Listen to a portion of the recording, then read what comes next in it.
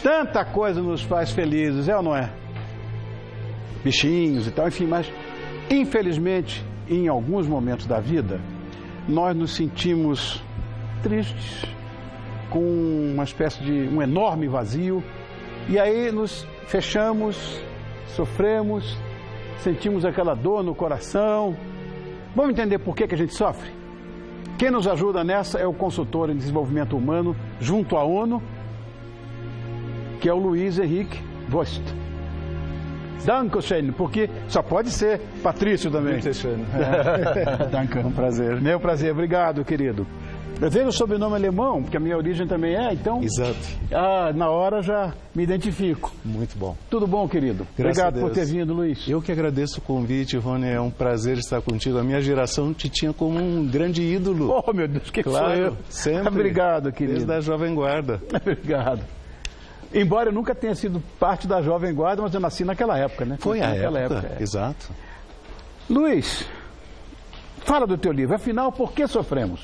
Porque o medo de sofrer, eu acho que esteve e vai estar sempre presente em nós humanos. É verdade, Rony. Agora, uma vez me pediram para definir o livro, que o livro, na verdade, são 3 volumes.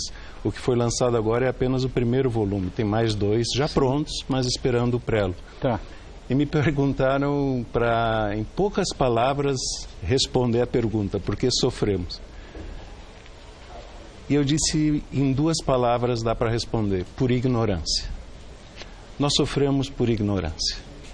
Nós desconhecemos as leis básicas da vida, nós desconhecemos as leis básicas do desenvolvimento. Toda a natureza cresce e se desenvolve através de uma resposta adequada, positiva a um desafio. Então, por exemplo, se tu pegas uma pedra preciosa na mina, ela é cinza, bruta, feia. Depois que tu começas a cortar e lapidar, ela emite luz. Se tu tomas uma planta ou uma árvore e podas, parece uma violência, mas depois ela vem com um vício e uma flor que antes, um vigor que antes não tinha. A terra, se não é sulcada profundamente, não é fértil, e assim vai. Toda a natureza reflete esse princípio. Nós nos tornamos mais maduros, mais fortes, mais sábios, mais compreensivos, mais magnânimos, mais altruístas, quando nós enfrentamos adequadamente as dores e as superamos com a sabedoria. É verdade, Luiz, que esse livro nasceu de uma troca de e-mails?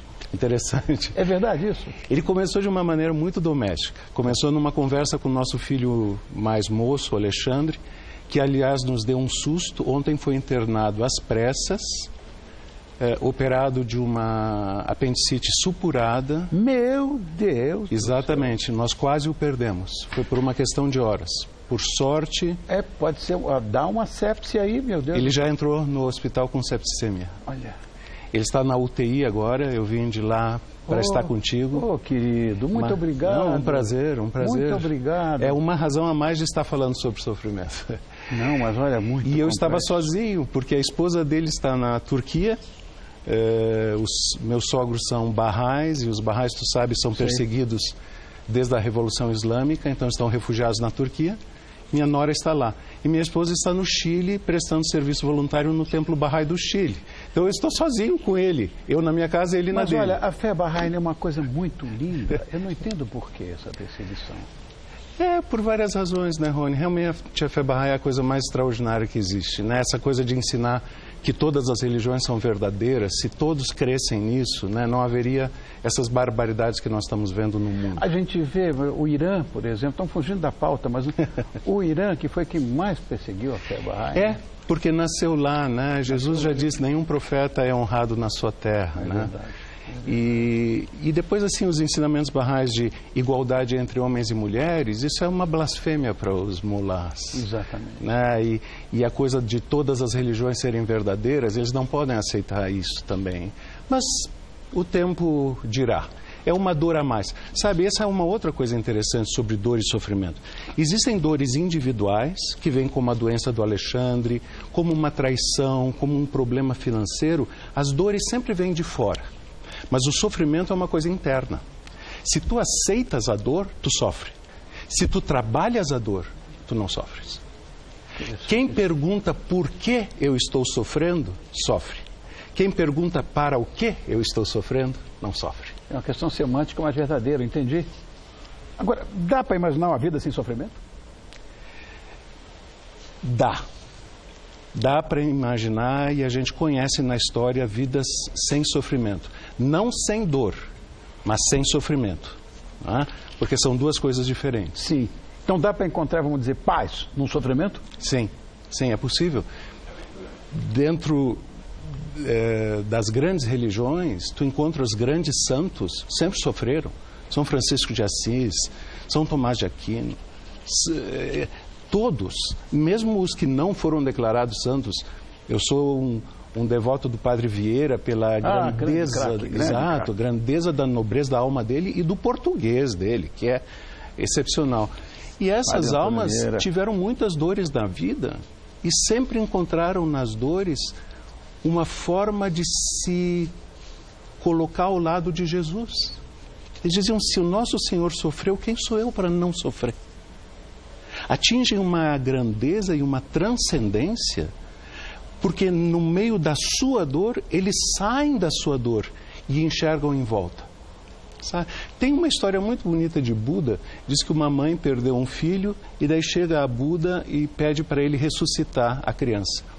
E Buda disse, não tem dúvida, vai na casa, nas aldeias, vai na casa aonde a morte não tenha batido e traz um grão de mostarda de lá. E ela percorreu todas as aldeias tentando encontrar em todas as casas a morte tinha vindo. Então ela volta a Buda e diz, agora eu compreendi, deixa-me enterrar meu filho em paz. É duro, mas é verdadeiro. Você conhece aquela série Orange is Black? Sim. Fala sobre dor e sofrimento, né? Sim, muito. Eu queria que a gente visse e depois você comenta. Tá joia? É só rodar. Tá ótimo. Do you know the difference between pain and suffering? Oh, I can't wait to hear this. Yeah, well, you should hear, because pain is something that... Pain is always there, because life is freaking painful, okay? But suffering is a choice. And you, my friend, it's not my right to say, but you're suffering. Excelente, excelente. O que você acha dessa perspectiva dela? Sabe, é muito incrível, porque o que ela está dizendo está nas escrituras sagradas budistas, de 500 anos antes de Cristo. Buda diz claramente, a dor é inevitável, mas o sofrimento é uma escolha.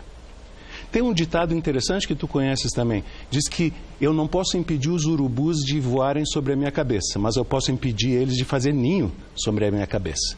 Tá?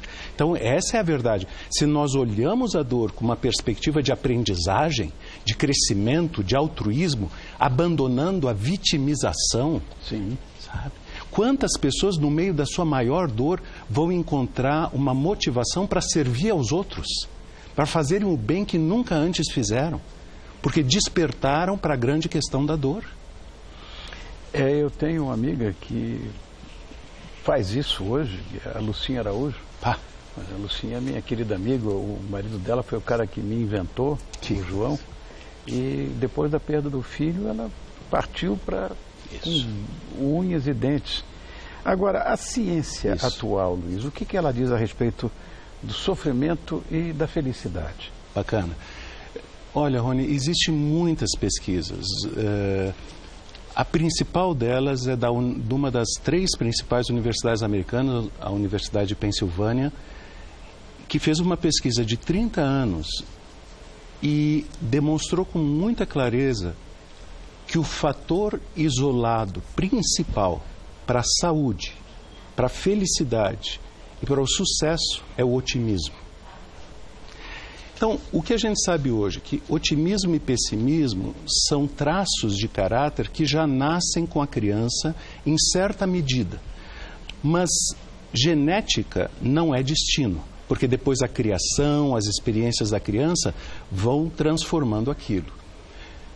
Se a criança aprende a ser otimista no meio da dor, eu me lembro que quando a gente caía, ralava o joelho, o meu avô de longe dizia, levanta para cair de novo. A gente não tinha nem coragem de chorar, entendeu?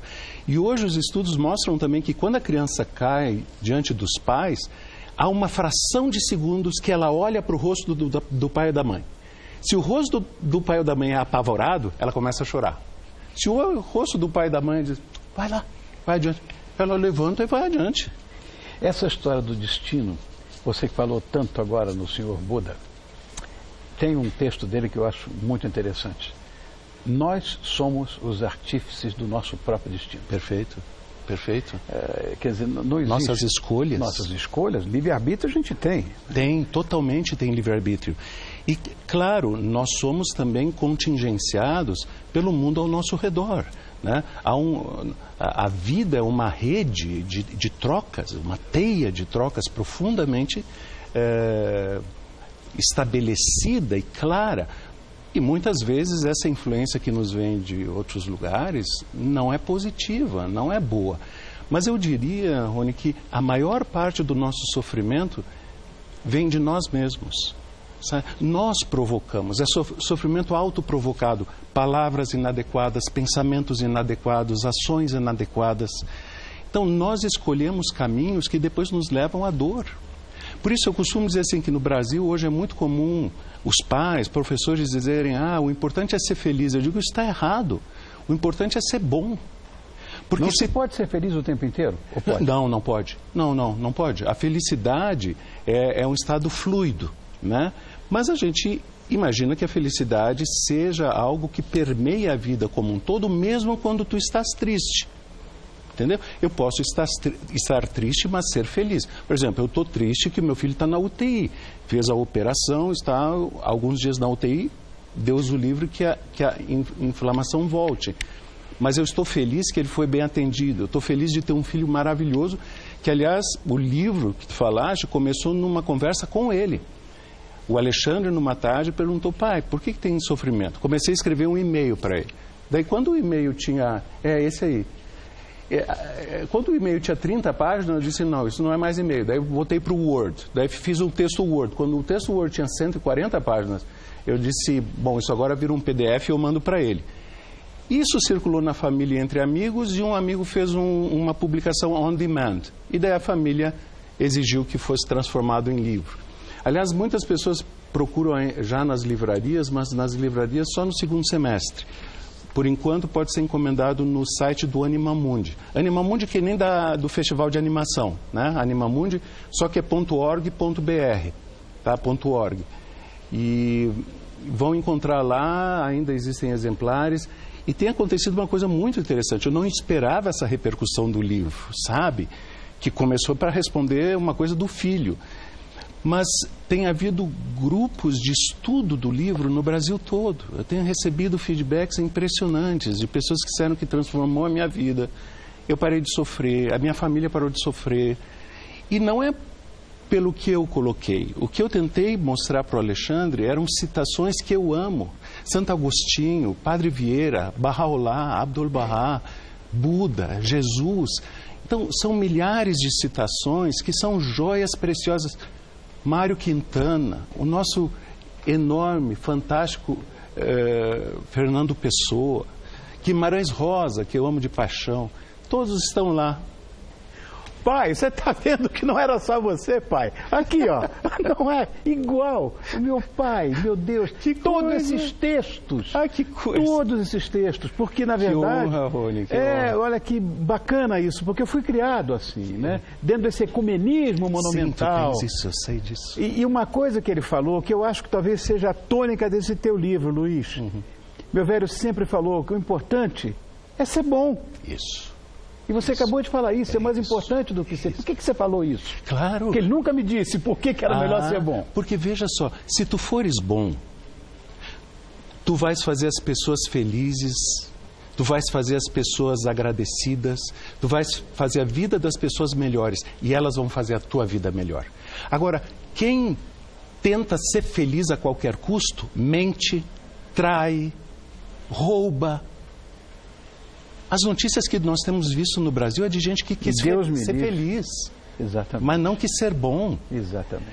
As pessoas que mais mal fazem ao Estado e ao mundo são pessoas muito inteligentes, com um grau universitário, mas sem um pingo de decência e moral no coração. Sabe? Por isso Aristóteles dizia que as virtudes intelectuais precisam ser ensinadas, mas as virtudes morais também. Claro. A moralidade não nasce espontaneamente. Claro. Os pais têm que ensinar aos filhos. Bom, a primeira coisa que fizeram, depois dessa mudança toda que nós tivemos aí de administração pública, foi tirar do currículo escolar moral e cívica. Eu não me conformo com isso. Então, isso é uma coisa que já me incomoda a partir daí, né? Devo estar ficando um dinossauro, acho que eu tô... Não, mas pelo que eu entendi, e você deve dizer isso no seu livro, nós podemos reverter o sofrimento em autoconhecimento. Sim, sim, sempre. De novo, se a nossa pergunta é para que eu estou sofrendo, eu vou entender melhor. Sabe, por exemplo, agora eu pego o caso do Alexandre de novo. Se quando o Alexandre foi internado com septicemia, com o abdômen todo lotado de pus e matéria fecal, eu tivesse parado para dizer por que a mãe dele não está aí, por que a esposa dele não está aí, porque estamos só nós dois aí, eu ia ter um monte de vazios para lidar. Mas na hora em que ficou claro para mim que eu tinha a missão de cuidar dele, que éramos nós dois para salvar a vida dele e ninguém mais, ficou muito claro tudo que eu tinha que fazer. Então é assim, se nós vemos o sofrimento e olhamos para ele pedindo a Deus, pedindo ao nosso coração, pedindo à nossa experiência, pedindo aos amigos que nos deem uma luz sobre o que eu posso fazer com esses limões, como eu faço a limonada. Né? Não podemos escapar das dores, jamais. Até, diria assim, podemos escapar de algumas, se formos mais inteligentes, mais sábios, mais bondosos, mais carinhosos, mais perdoadores, muita dor desaparece. Mas das dores que são inevitáveis, nós podemos escapar desde que nós demos a ela um significado na nossa vida. Um dos grandes tu conheces, o Viktor Frankl, sim, né? Então, maravilhoso, extraordinário, fundador da terceira escola de psicologia de Viena. O Frankl diz, se a vida tem um sentido, então seguramente o sofrimento tem um sentido. Tem que parar por aí, porque depois dessa, né? Ah, Luiz, você vai ligar para mim agora, nessa semana, e vai dizer, Alexandre está maravilhoso. Eu tenho certeza que isso vai acontecer. Eu tenho certeza. Eu tenho essa coisa de vaticínio, esses insights, você vai ver. Eu acredito. Eu tenho isso. Eu te agradeço. Ele vai ficar zero. Meu velho teve septicemia com 92 anos e morreu com 99, sem mais nada. Certo. Isso hoje em dia, você sabe, a medicina está... É extraordinário. Vão lavar os órgãos dele. Isso, lavaram tudo. Tudo. Acabou. Gastaram 9 litros de soro para lavar. Vai ficar lindo, pode ter certeza. Obrigado, Luiz. Eu que agradeço. Muito obrigado. Muito obrigado. Olha, o Luiz Henrique Bost, ele é autor do livro Afinal, Por que Sofremos? Mostra o livro de novo? Isso, que eu recomendo. Consultor em Desenvolvimento Humano junto à ONU. Não é todo dia que a gente tem uma pessoa tão bacana assim com a gente. Obrigado, Luiz. Muito obrigado, eu que agradeço de coração. Obrigado.